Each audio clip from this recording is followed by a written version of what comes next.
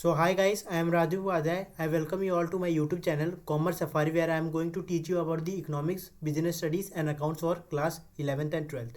So last class में हमने chapter third complete कर लिया था हमने क्लास 12th का। तो आज चैप्टर नंबर 2 मैं आपको करा दूंगा, जिसमें हम 1950 से 1990 के बीच में पढ़ेंगे असल में हुआ क्या अपने देश के बीच में। ठीक है, तो 1991 में तो हमने ये पढ़ लिया कि क्राइसिस आई थी, उससे पहले असल में हुआ क्या था। ठीक है, देखो जैसे कि जब हमें इंडिपेंडेंस मिली, ठीक है, तो देखो बस सबसे पहला अगर हमारे यहाँ कोई सवाल उठा ना, तो कि भाई हमारे यहाँ यही उठा ना कि हमें इकनॉमी कौन सी फॉलो करनी है। क्या हमें इकनॉमी कौन सी फॉलो करनी है, पहला सवाल हमें से यही आया हमारे यहाँ। ठीक है, कि हमें इकनॉमी कौन सी फॉलो करनी है। ठीक है, तो हमारे पास बहुत सारे सोर्स थे, या तो हम कैपिटलाइज कर लेते, सोशलिस्ट कर लेते, मिक्स कर लेते। देखो अब ये सब मैं आपको एक एक करके भी पढ़ा दूंगा, उसकी टेंशन नहीं लेनी है। ठीक है, देखो ये बात हो गई।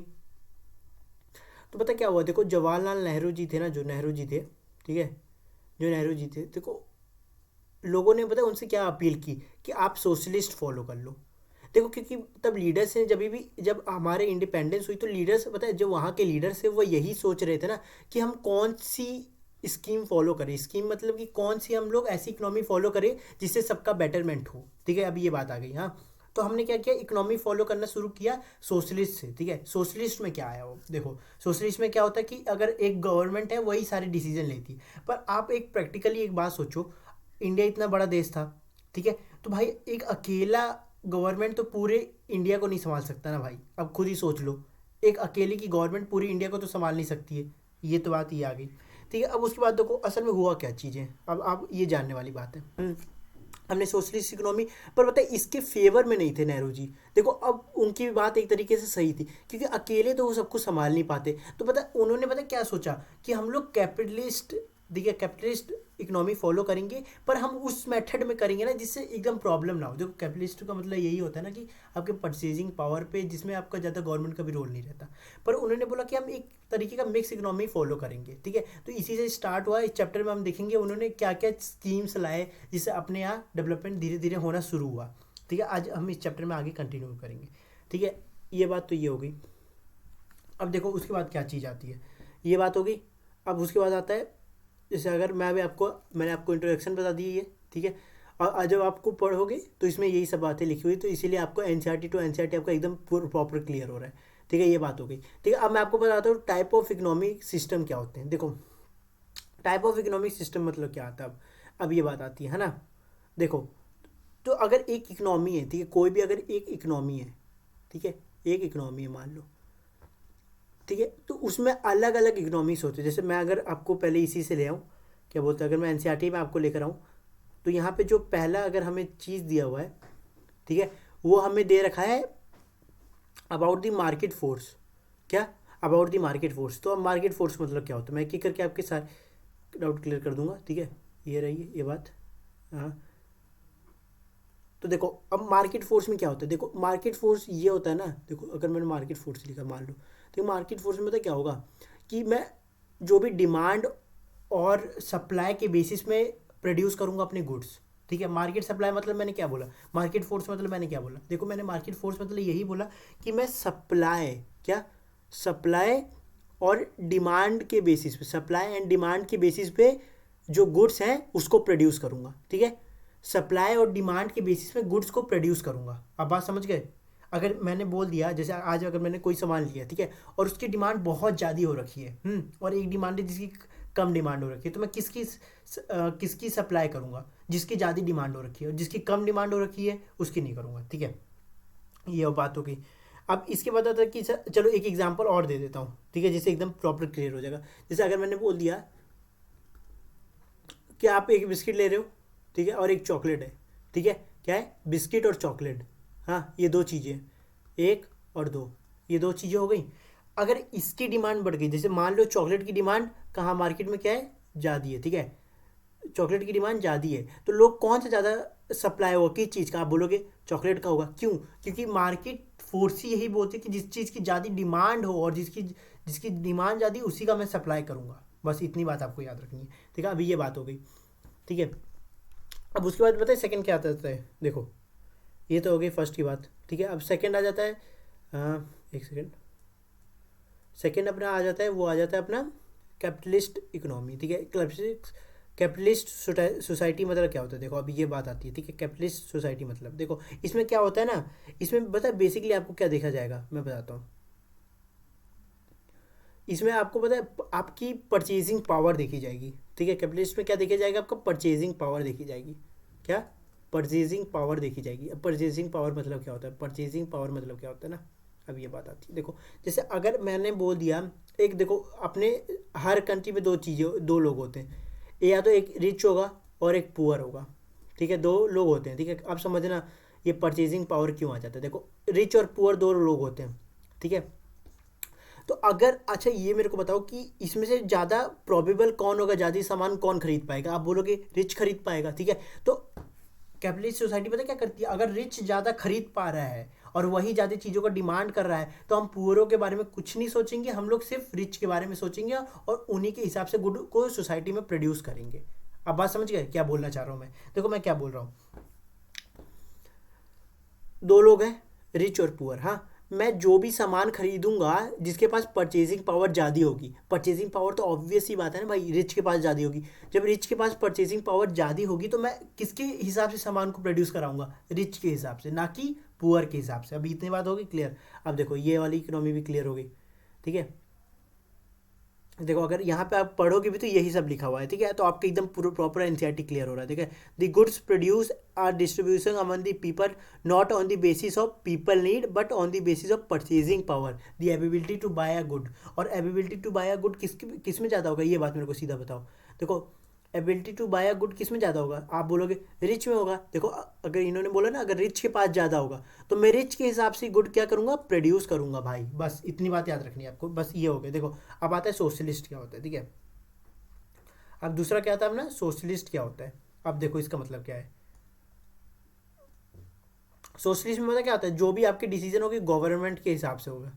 किसके हिसाब से, गवर्नमेंट के हिसाब से होगा, ठीक है। बस इतनी बात याद रखो, जो भी डिसीजन आपकी लेगी कौन लेगी, गवर्नमेंट लेगी, ठीक है। अब इतनी बात याद रखो। जैसे अब मैंने बोल दिया आज पूरे देश में क्या होना है, लॉकडाउन होना है, क्या पूरे देश में लॉकडाउन होना है, तो ये डिसीजन मेरा था ना, कोई कंपनी उपनी का तो था नहीं कि कोई कंपनी ले रही है डिसीजन, ठीक है। ये किसका डिसीजन, मेरा डिसीजन था, ठीक है। तो आपको इसी से पूरा प्रॉपर क्लियर हो जाएगा कि सोशलिस्ट इकोनॉमी मतलब वो होता है जिसमें कि गवर्नमेंट पूरी तरीके से टेक पार्ट करे, कि डिमांड किस चीज़ का होगा, सप्लाई किस चीज़ का होगा, वो सब कौन डिसाइड करेगा, गवर्नमेंट डिसाइड करेगी। मार्केट में कौन सी चीज़ सप्लाई करनी है, कौन सी चीज़ सप्लाई नहीं करनी, सब कौन डिसाइड करेगा, गवर्नमेंट करेगी, ठीक है। सोशलिस्ट मतलब क्या हुआ, देखो अगर परचेजिंग, अभी देखो हमने कैपिटलिस्ट में क्या पढ़ा, उसमें परचेजिंग पावर देख रहा है आपका, ठीक है, ये बात आ गई।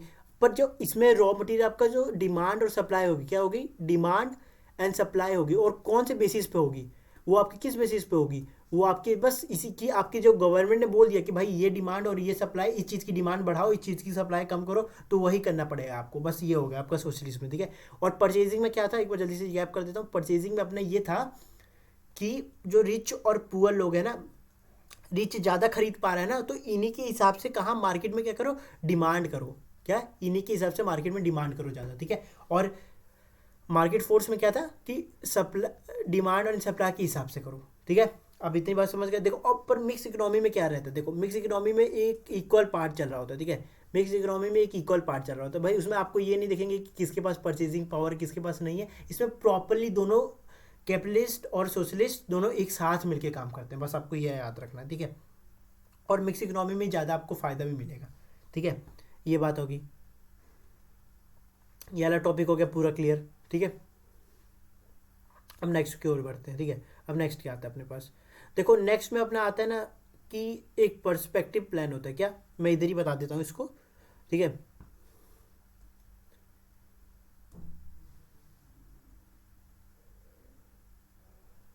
एक होता है पर्सपेक्टिव प्लान, ठीक है, जो कि यहाँ पे मैं आपको एकदम टेबल टेबल भी पढ़ा दे रहा हूँ, और जो जो टेबल में बच जाएगा मैं आखिरी में क्लियर कर दूंगा एकदम, ठीक है।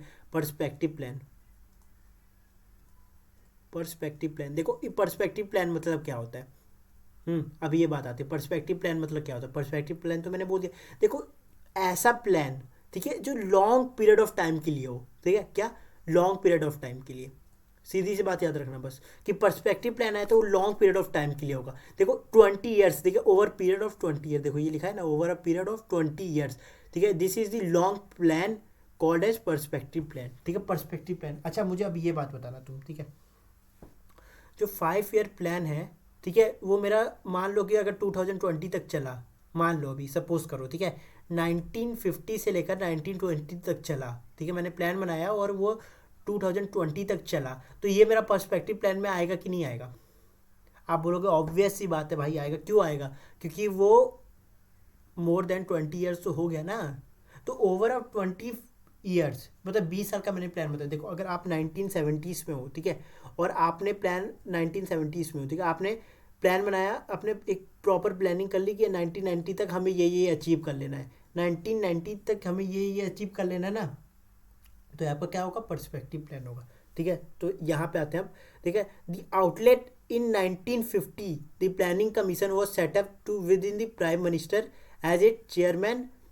5 ईयर प्लान हमने यहाँ से बिगिन किया था। देखो चेयरमैन, और तब वो सारे डिसीजन कौन लिए? जवाहरलाल नेहरू ने लिए थे। ठीक है भाई, अब देखो उसके अंदर क्या क्या आते हैं। देखो 5 ईयर प्लान के अंदर मेन बहुत ही ज़्यादा इंपॉर्टेंट है ये तो, पता अगर इस चैप्टर से अगर देखो वेटेज इसकी ऐसे 11 नंबर है और ये क्वेश्चन 101% रहेगा ही रहेगा। देखो 5 ईयर प्लान के क्या क्या गोल थे वो आपको केस स्टडी में भी पूछ सकता है। ठीक है, तो देखो क्या है, the goals of 5 year plans are growth, modernisation, self reliance and equity.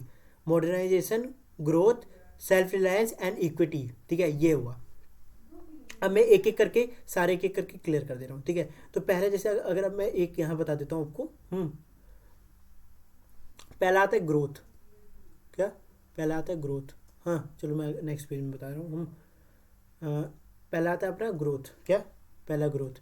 तो देखो एक कंट्री की ग्रोथ कैसे हो सकती है? ठीक है, जब उसका इंफ्रास्ट्रक्चर बहुत ज़्यादा डेवलप हो रहा हो। बात सही है कि नहीं? देखो आज के टाइम पे देखोगे तो इंडिया का इंफ्रास्ट्रक्चर बहुत ज़्यादा डेवलप हो चुका है पहले के मुकाबले। ठीक है, और धीरे धीरे करके हम लोग की जीडीपी भी बहुत ज़्यादा ऊपर जा रही है। ठीक है, अभी रिसेंटली हमने जीडीपी में यूके को भी पीछे छोड़ दिया। ठीक है, और हमने 5th पोजीशन गेट कर ली है। ठीक है, ये बात तो ये हो गई।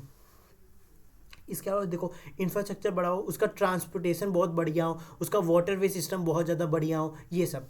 तो देखो बेसिकली ग्रोथ से आप क्या समझ रहे हो कि आपका जीडीपी इनडायरेक्टली अच्छा हो। इतनी बात क्लियर हो रही है कि नहीं? देखो ग्रोथ की बात आई तो भाई आपकी जीडीपी भी तो अच्छी होनी चाहिए ना भाई। ये बात हुई, जीडीपी क्या होनी चाहिए? आपकी अच्छी होनी चाहिए। ये बात होगी। तो देखो जीडीपी को एक केक की तरह मानो। ठीक है, क्या? एक केक की तरह मानो। ये रहा केक, उसी को एक केक की तरह मानो। देखो अच्छा ये मेरे को बताओ, अगर जितना बड़ा केक होगा उतने लोग ज़्यादा लोग खा पाएंगे कि नहीं खा पाएंगे? ठीक है, मान लो एक इधर केक रखा हुआ है, ये केक एक, ठीक है, एक ये केक रखा है और एक ये केक रखा हुआ है।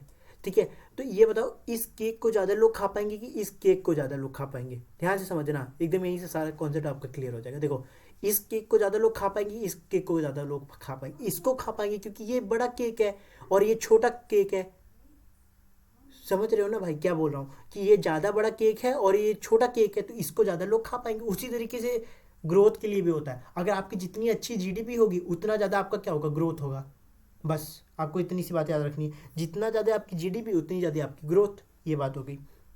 ठीक है, तो बेसिकली आपको ग्रोथ में क्या समझ आया कि जो भी आपकी अगर जीडीपी बढ़ी, अगर आपकी जीडीपी इंक्रीज हुई, तो आपकी जीडीपी इंक्रीज होने के पीछे किसका हाथ था? देखो उसके पीछे क्या हाथ है कि आपका इंफ्रास्ट्रक्चर भी डेवलप हो रहा है, आपका ट्रांसपोर्टेशन सिस्टम भी इंक्रीज हो रहा है, आपका वाटर वे सिस्टम भी इंक्रीज हो रहा है। Overall development of the country are known as the growth. ठीक है, ये बात तो ये हो गई।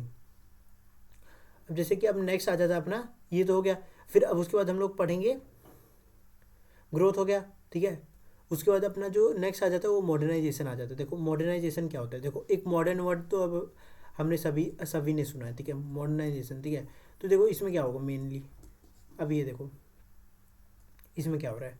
तो देखो इसमें क्या होगा ना कि हम मॉडर्न टेक्नोलॉजी से लेकर आए। क्या? मॉडर्न टेक्नोलॉजी से लेकर आए अपने यहाँ। ठीक है, क्या हम लोग मॉडर्न टेक्नोलॉजी से लेकर आए।